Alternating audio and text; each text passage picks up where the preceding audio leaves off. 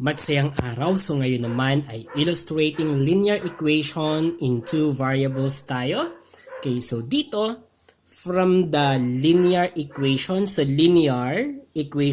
ibig sabihin there is the presence of equal sign dito sa i-discuss natin. In two variables, so two variables, ibig sabihin ang mawi-witness natin na variables dito ay dalawa. So, yun ang tatanda natin. So, pag sinabi nating linear, the degree is 1. So, ang exponent ng ating variable dito ay 1 lamang.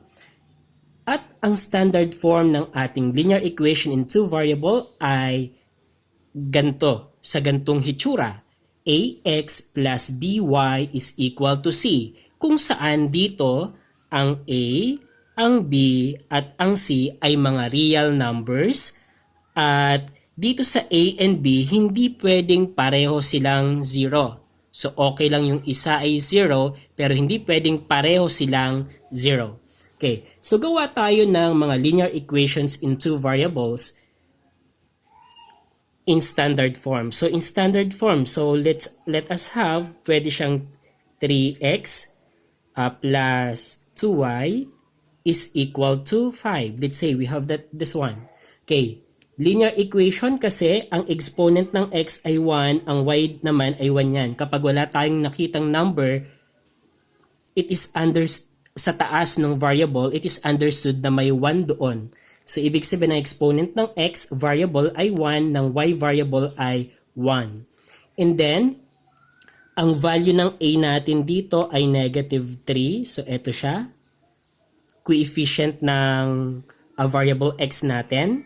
Ang b naman natin ay positive 2. So, numerical coefficient naman natin ng y variable natin. At ang c natin ay ang constant which is 5. Okay, ayan.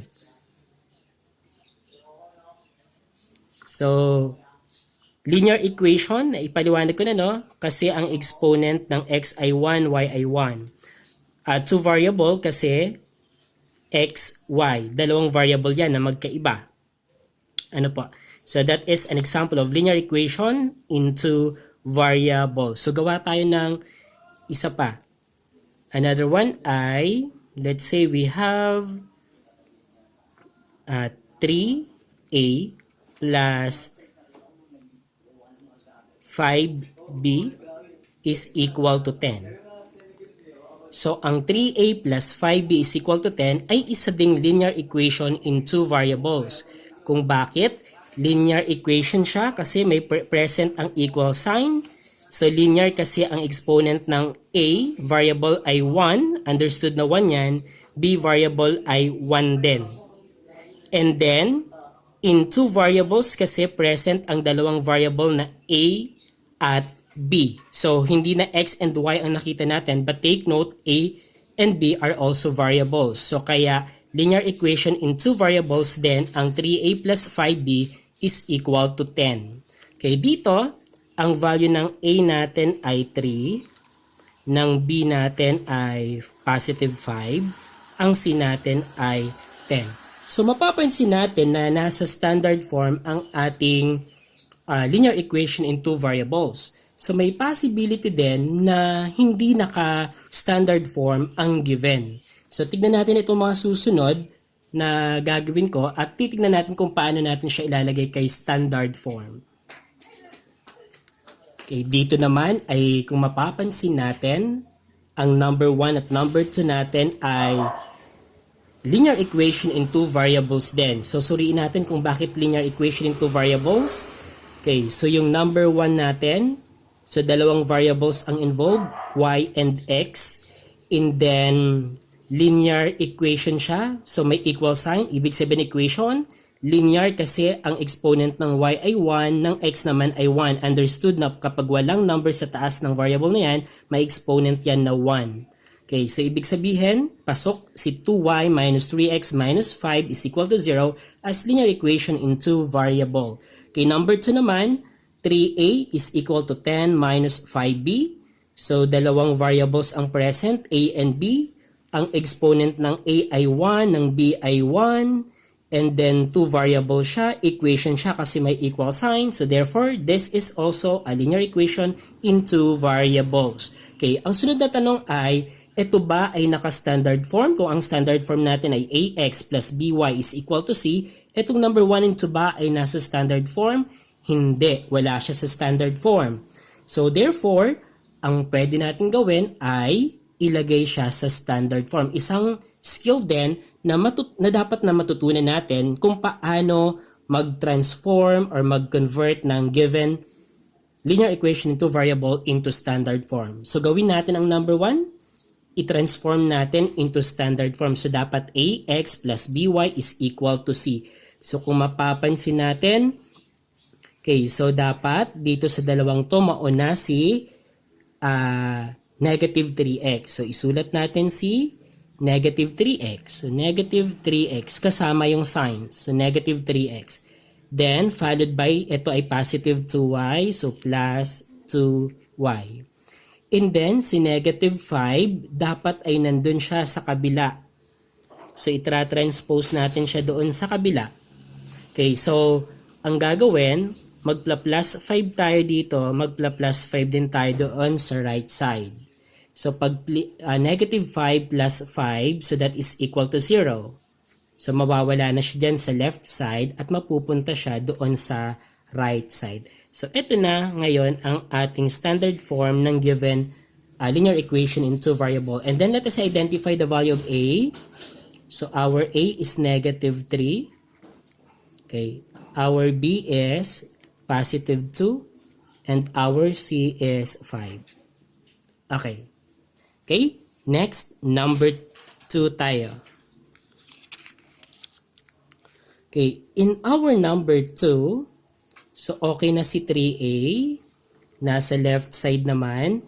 So etong negative 5b, kailangan nating mailipat siya doon sa left side. So ang gagawin, so since minus 5b yan, we will add the opposite. So add positive 5b.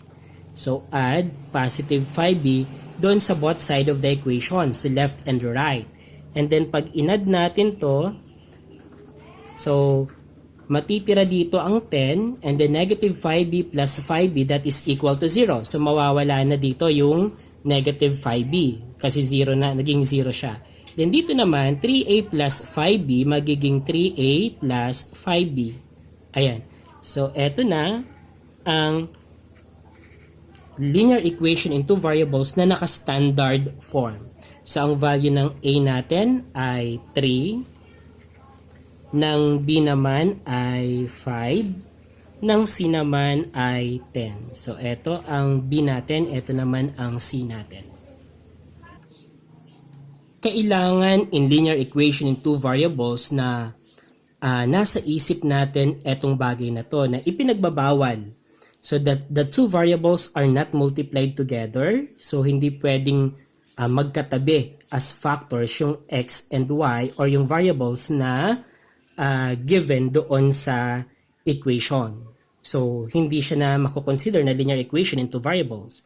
Okay, then, second one, variables must not in the denominator or as an exponent. So, wala dapat siya or hindi dapat siya denominator, yung variables natin, at hindi rin dapat siya exponent. Okay, so yun ang dapat nating tandaan with regards to linear equation into variables. Okay, so next naman tayo. Okay. Determining if a given point's coordinates are part of a given equation. So, paano daw natin madidetermine kung ang given points, given coordinates ay parte ng given equation? Halimbawa, meron tayong equation na negative 3x plus 2y is equal to 5. So, paano natin masasabi na ang 1, 3, 0, 0, 1, 4 ay parte ng linear equation in two variables na to or hindi parte ng linear equation in two variable na to. So, ganito ang gagawin. So, take note. So, itong 1 and then 3 na coordinates, ang 1 that is the x and then ang 3 that is the y. Isa-substitute lang natin siya sa given para matest natin kung siya ba ay parte or hindi parte ng linear equation in two variables na to. So let us compute. So substitute natin. So negative 3, ang x natin ay 1. Okay, and then we have 2, ang y natin ay 3, okay, is equal to 5. Then negative 3 times 1, that is negative 3 pa din. 2 times 3, that is 6, is equal to 5. Negative 3 plus 5, unlike sign, subtract the absolute value, 6 minus 3, we have 3. And then copy the sign of the number with higher absolute value. 6 is the number with higher absolute value, that is positive, so therefore positive must be the answer, is equal to 5. Is 3 equal to 5? Okay, so nakikita natin na hindi. So since this is not true, hindi siya totoo, ibig sabihin ang coordinates na 1, 3 is not a solution. So hindi siya solution, hindi siya parte ng solution ng negative 3x plus 2y is equal to 5. So that is not a solution. Okay, next, tignan natin naman etong pangalawa. So we have 0, 0, the origin. So this is x, this is y. Okay? So negative 3, ang x ay 0. And then we have 2, ang y natin ay 0 is equal to 5. Negative 3 times 0, that is 0. 2 times 0, that is 0, is equal to 5. 0 plus 0 is 0, is equal to 5. Is 0 equal to 5? That is not true. So hindi siya totoo. So since not true, it means that 0, 0, the origin, is not a solution to the given linear equation in two variable. Okay, last, tignan natin etong pangatlo. So ang 1, 4 kaya na coordinate ay parte or hindi parte ng linear equation in two variable. So this is x, this is y. Okay, we have negative 3. Ang value ng x natin ay 1. Okay, plus 2. Ang y natin ay 4. Then is equal to 5. Negative 3 times 1 ay negative 3. Okay, 2 times 4, 8 is equal to 5. Just copy. Negative 3 plus 8, kung titignan natin, adding unlike signs tayo, magkaiba ang sign. So subtract the absolute value. So 8 minus 3, we have 5. And then copy the sign of the number with higher absolute value. Ang may mataas na absolute value ay ang 8. Positive siya, kaya positive itong 5 na to dapat. Then copy yung nasa right side of the equation. So 5 is equal to 5. True or false? So that is true. So since this is a true statement, we can now conclude that 1, 4 is a solution to the given linear equation in two variable. Okay, so ganyan mag-determine kung ang given points, given coordinates ay parte ng solution ng linear equation in two variables or hindi. So sana'y nasundan at sana'y ma-apply ninyo ito sa pagsagot sa inyong module.